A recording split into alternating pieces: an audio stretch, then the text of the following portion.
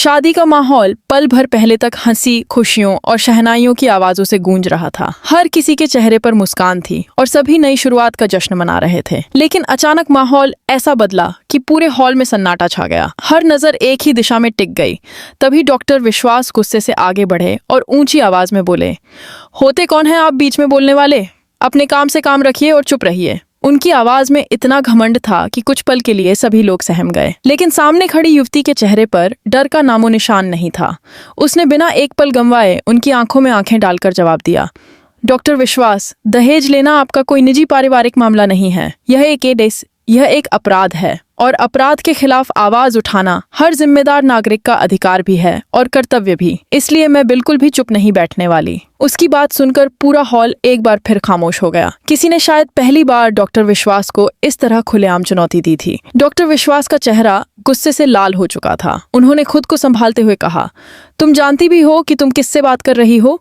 मैं इस शहर का सबसे बड़ा और सबसे सम्मानित सर्जन हूँ। लेकिन युवती ने बिना डरे जवाब दिया, यही तो सबसे ज्यादा शर्म की बात है। जिस इंसान को लोगों की जान बचाने की जिम्मेदारी दी गई है, वही इंसान दहेज जैसी सामाजिक बुराई को बढ़ावा दे रहा है। आपने एक पल के लिए भी नहीं सोचा कि आपकी इस मांग ने कितने लोगों की जिंदगी बर्बाद कर दी होगी। अब शादी में मौजूद हर मेहमान एक दूसरे का चेहरा देखने लगा। कुछ लोग सिर झुकाए खड़े थे तो कुछ धीरे धीरे आपस में बातें करने लगे। जो लोग कुछ देर पहले डॉक्टर विश्वास की तारीफ कर रहे थे, अब वही लोग उनकी तरफ शक की नजरों से देखने लगे। डॉक्टर विश्वास को महसूस होने लगा कि हालात उनके हाथ से निकलते जा रहे हैं। उन्होंने फिर से सबको चुप कराने की कोशिश की, लेकिन अब कोई उनकी बात सुनने को तैयार नहीं था। युवती ने ये आगे बढ़ते हुए कहा, अगर मेरे सामने कोई गलत काम होगा तो मैं उसके खिलाफ आवाज जरूर उठाऊंगी।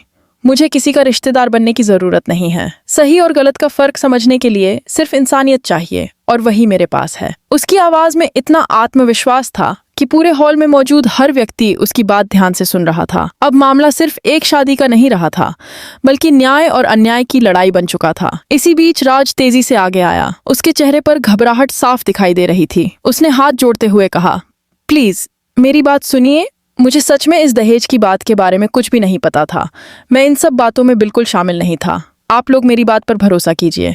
उसकी आंखों में बेबसी साफ दिखाई दे रही थी। लेकिन युवती ने उसकी तरफ देखा और शांत आवाज में कहा, राज, हो सकता है तुम्हें सच में कुछ पता ना हो, लेकिन कानून सिर्फ इतना नहीं देखता कि किसे जानकारी थी और किसे नहीं। अगर परिवार अपराध करता है तो सच सामने लाना भी उतना ही जरूरी होता है। राज कुछ बोलना चाहता था, लेकिन उसके पास कोई जवाब नहीं था। उसने अपने परिवार की तरफ देखा। सभी के चेहरे पर डर साफ नजर आ रहा था। अब किसी के पास अपनी सफाई देने के लिए शब्द नहीं बचे थे। माहौल इतना तनावपूर्ण हो चुका था कि किसी की सांसों की आवाज तक साफ सुनाई दे रही थी। तभी युवती ने पुलिस इंस्पेक्टर की तरफ मुड़कर कहा, इंस्पेक्टर साहब, अब सारे सबूत सबके सामने हैं। यह साबित हो चुका है कि इस परिवार ने दहेज लिया है। अगर आज भी कानून कार्रवाई नहीं करेगा तो समाज में गलत लोगों का हौसला और बढ़ जाएगा। मैं चाहती हूँ कि इन्हें तुरंत गिरफ्तार किया जाए। इंस्पेक्टर अब तक पूरी घटना को ध्यान से देख रहे थे। उन्होंने अपने साथ आए पुलिसकर्मियों को इशारा किया। अगले ही पल चारों तरफ हलचल मच गई। पुलिसकर्मी धीरे धीरे टंडन परिवार की ओर बढ़ने लगे। यह देखकर शादी में मौजूद हर मेहमान के चेहरे का रंग उड़ गया। किसी ने शायद कभी नहीं सोचा था कि एक शाही शादी का अंत पुलिस की कार्रवाई से होगा। डॉक्टर विश्वास ने आखिरी बार अपनी पहुंच और पहचान का इस्तेमाल करने की कोशिश की। उन्होंने ऊंची आवाज में कहा, तुम लोग जानते भी हो मैं कौन हूँ। मेरी एक कॉल पर तुम सबकी नौकरी चली जाएगी। लेकिन इंस्पेक्टर ने शांत और सख्त आवाज में जवाब दिया, कानून की नजर में हर नागरिक बराबर होता है, चाहे वह आम आदमी हो या शहर का सबसे बड़ा डॉक्टर। जब अपराध साबित हो जाता है तो कानून अपना काम जरूर करता है। इतना सुनते ही पूरे हॉल में फिर से सन्नाटा छा गया। पुलिसकर्मियों ने आगे बढ़कर टंडन परिवार को घेर लिया। डॉक्टर विश्वास के चेहरे से घमंड धीरे धीरे गायब होने लगा।